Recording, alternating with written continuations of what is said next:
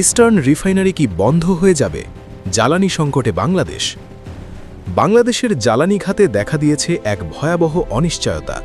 আর মাত্র 7 দিনের মধ্যেই দেশের একমাত্র রাষ্ট্রীয় তেল শোধনাগার ইস্টার্ন রিফাইনারি লিমিটেড সম্পূর্ণ বন্ধ হয়ে যাওয়ার আশঙ্কা তৈরি হয়েছে।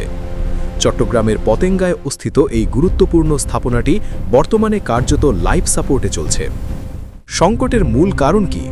মূল সমস্যার কেন্দ্রে রয়েছে অপরিশোধিত তেলের চরম ঘাটতি। সাধারণত ইস্টার্ন রিফাইনারি লিমিটেড সৌদি আরবের অ্যারাবিয়ান লাইট এবং সংযুক্ত আরব আমিরাতের মুরবান ক্রুড পরিশোধন করে।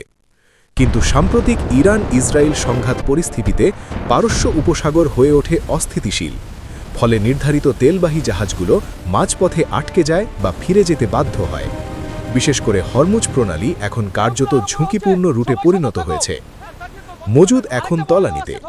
বাংলাদেশ পেট্রোলিয়াম কর্পোরেশন জানিয়েছে, ব্যবহারযোগ্য তেলের মজুদ নেমে এসেছে মাত্র 19,000 টনে।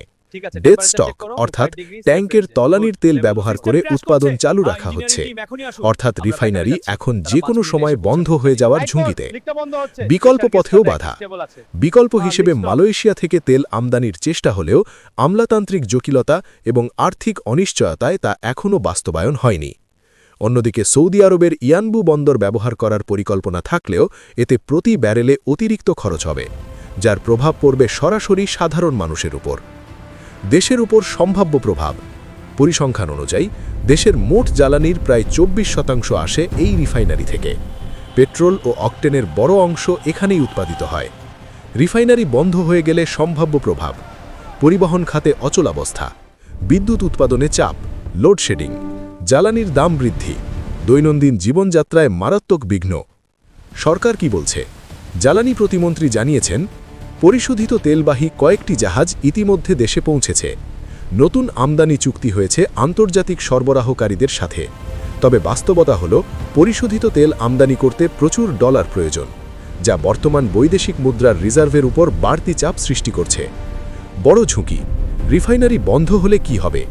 বিশেষজ্ঞদের মতে, ইস্টার্ন রিফাইনারি লিমিটেড একবার পুরোপুরি বন্ধ হয়ে গেলে পুনরায় চালু করতে মাসের পর মাস সময় লাগতে পারে। পাইপলাইনে জমাট বাঁধা তেল যন্ত্রপাতির ক্ষতি করতে পারে। স্থায়ী কারিগরি সমস্যা তৈরি হওয়ার ঝুঁকি রয়েছে। অর্থনীতির উপর চাপ। এই সংকট শুধু যুদ্ধের ফল নয়, বাংলাদেশের চলমান ডলার সংকটও বড় ভূমিকা রাখছে। অপরিশোধিত তেল এনে দেশে শোধন করলে যেখানে খরচ কম হতো, সেখানে এখন বেশি দামে পরিশোধিত তেল কিনতে হচ্ছে।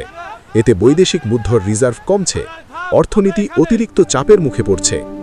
বাংলাদেশ এখন এক সংকটময় মোড়ে দাঁড়িয়ে। একদিকে বৈশ্বিক যুদ্ধ পরিস্থিতি, অন্যদিকে অভ্যন্তরীণ অর্থনৈতিক চাপ। দুটোর মাঝখানে পড়ে দেশের জ্বালানি নিরাপত্তা বড় ঝুঁকির মুখে। প্রশ্ন একটাই, এই সংকট কি সাময়িক, নাকি এটি একটি বড় জ্বালানি বিপর্যয়ের পূর্বাভাস?